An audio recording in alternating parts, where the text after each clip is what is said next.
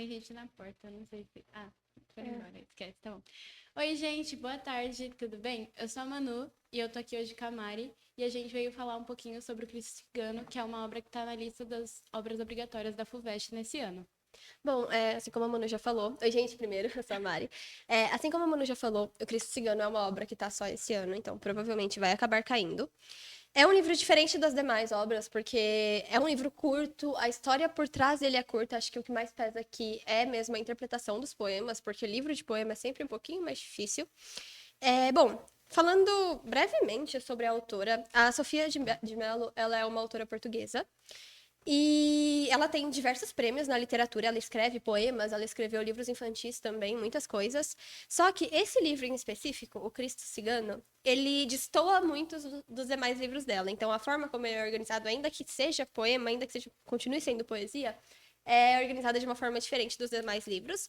E pode ser que isso seja um fator para ele estar na lista da FUVEST esse ano. Bom, tudo bem. O Cristo Cigano, esse livro, ele surgiu de uma forma muito engraçada. A autora, a Sofia de Mello, ela era muito próxima do João Cabral de Melo Neto. João Cabral de Mello Neto, que era brasileiro, era um poeta brasileiro Sim, também, muito conhecido e também já teve na lista de obras obrigatórias. da FUVEST. Sim, anos passados. E eles tinham uma amizade muito próxima.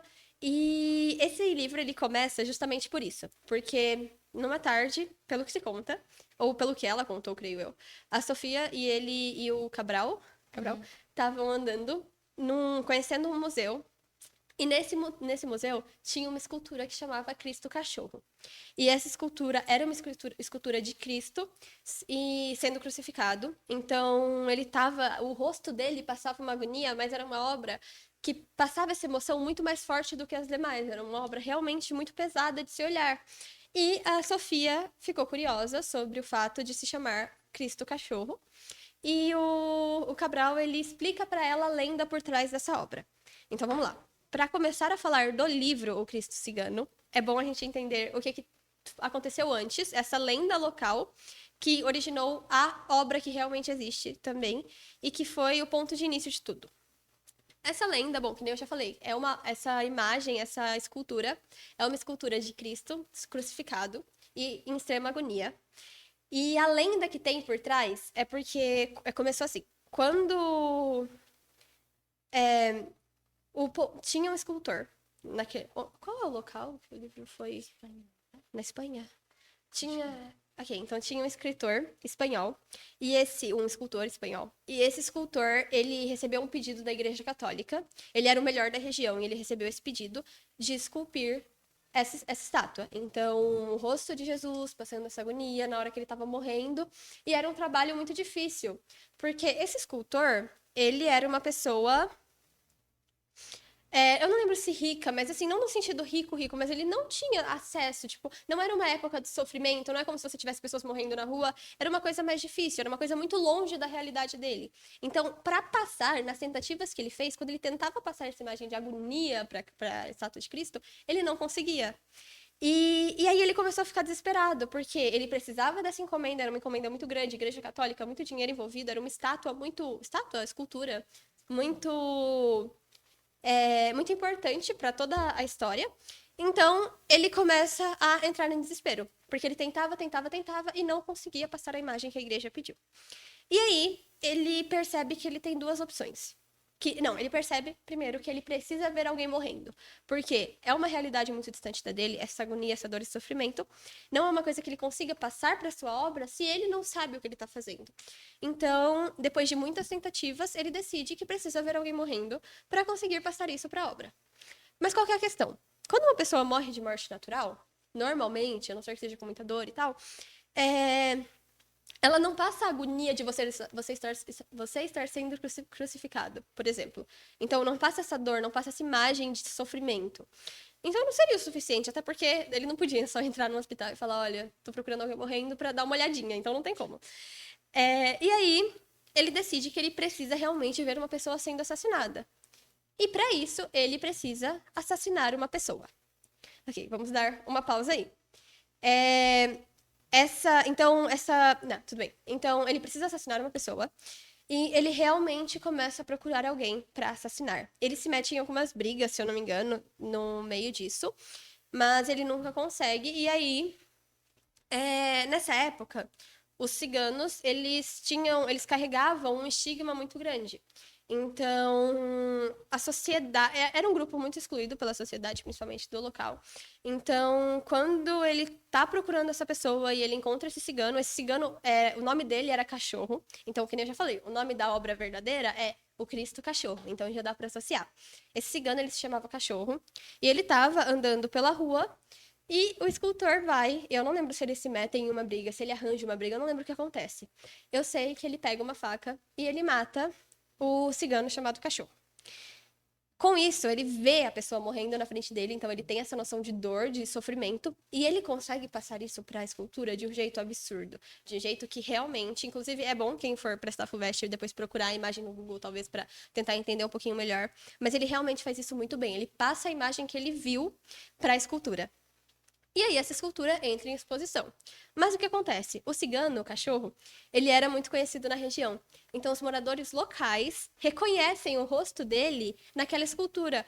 Porque o escultor, o cara era um escultor, e ele mata alguém. Então aquilo ficou muito na cabeça dele e ele repassou com detalhes. Então ainda era Jesus, mas era um rosto diferente, era um rosto com alguns detalhes que não tinha no rosto de Jesus e que mostravam que se aproximavam ao rosto do próprio cigano. Então, com isso, a população reconhece o cigano cachorro, e aí o nome popular dessa obra vira O Cristo Cachorro. Então, o Cabral contou toda essa história para Sofia de Mello, que é a nossa autora, e a partir disso a gente tem o livro que está na obra da FUVEST, está na lista da FUVEST, e chama O Cristo Cigano. E o mais interessante de tudo isso, complementando um pouco o que a Mari falou, é que a questão dele querer passar a face agonizando de Cristo e ele ter buscado isso num cigano, mostra como esse grupo também era marginalizado naquela época, que nem ela disse. Eles tinham um estigma muito grande sobre os ciganos e percebe que eles colocavam a vida do cigano como inferior à de outra pessoa e por isso que ele escolheu um cigano como uma tentativa para reproduzir isso, matando ele. Eu acho que vale agora a gente falar um pouquinho da parte mais técnica do livro, que pode ser que a FUVEST também cobre. A Sofia, que nem a Mari disse, ela costuma ter uma escrita muito diferente do que ela teve nesse livro no geral. Ela tem uma escrita geralmente mais simbolista, mas eu acho que por conta dela ter tido essa influência do João Cabral, né? Dessa vez, conversando com ele, a história, a inspiração vindo dele, ela acabou pegando um pouco da questão da faca dele, né? Que é um termo muito presente no livro, e a forma como ela escreve. E basicamente se trata na agudeza da forma como ela escreve e na construção mais racional das coisas, e durante os poemas no geral. Vale ressaltar também que a faca, além de ser trazida como essa questão da agudeza, ela traz um rigor poético maior do que a Sofia estava acostumada. Principalmente também porque ela escrevia livros infantis, como a Mari falou no começo, que acabam tendo sendo menos rigorosos nessa questão. E também tem a questão do foco narrativo, que vai sendo alternado durante o livro, e isso a gente acaba até se perdendo um pouco, o poema já é mais difícil, e aí vai mudando o foco narrativo, você também acaba se perdendo um pouco, e é por isso que a gente sempre precisa prestar muita atenção. Vai variar de primeira e terceira pessoa, e passado e futuro também, de tempo também. Outra coisa importante disso é que o Cristo Cigano, ele também traz uma certa proximidade com o barroco, principalmente nessa questão de retratar uma obra de Cristo e de mostrar esse sofrimento e esse contraste entre o sofrimento de Jesus e o que estava ali na época, que não era tão sofrimento assim, comparado ao que Jesus, tipo, morreu para salvar vocês aí, e aí vocês estão aí. É tipo isso. E também, na Espanha, principalmente, foi retratado Jesus porque era um país muito católico, e ainda é hoje, e aí faz sentido eles terem retratado e precisarem, entre aspas, colocar um Jesus agonizando, representando o sofrimento da salvação dentro de uma obra tão famosa. Eu acho que a gente pode relacionar também essa obra com outras da FUVEST, né, Mari? Sim. Tipo, com Nebulosas, que é um livro de poemas também, que é mais essa questão, porque nos poemas em si, o conteúdo, eu acho que é o único outro livro que a gente pode tentar dar uma breve relacionada com a visão das plantas. concorda? Concordo, tanto que em A Visão das Plantas a gente tem muito esse contraste entre vida e morte. Você tem as plantas que sobrevivem pelo sangue das pessoas escravizadas. Você tem todo esse contraste de quem morreu, quem tá vivo. Você tem a mesma e você tem a mesma coisa em O Cristo Cigano. Isso de do que a morte representa. É, eu acho que a gente conseguiu trazer a ideia principal pro livro. Você quer acrescentar mais alguma coisa? Acho que não, acho que é isso.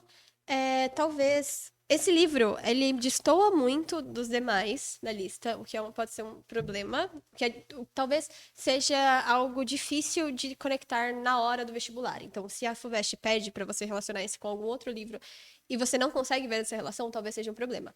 Então, uma coisa que nem a Manu falou, nebulosas, tem a visão das plantas. Talvez a parte de Balada de Amor ao Vento, que fala também sobre aquela parte específica, para quem já leu vai saber do que eu tô falando, mas que fala sobre o momento em que um dos protagonistas, um dos personagens, é escravizado, e aí também tem isso das plantas que estão lá sobre o corpo das outras pessoas escravizadas. Então, tentar fazer essa relação, talvez com vida ou morte, ou talvez com algum outro elemento que você consiga achar no livro. Acho que é isso. Eu acho que é isso. Eu acho que agora a gente tem que prestar mais atenção na hora de ler os poemas, porque eu acredito que a FUVEST não vai trazer esse contexto geral, mas sim o contexto mais do livro em si, e talvez trazer esses poemas para a gente analisar ali na hora. Então vale a pena ler com atenção, prestando atenção no foco narrativo e na temporalidade, que varia. É isso. Obrigada. Obrigada, Tchau. gente.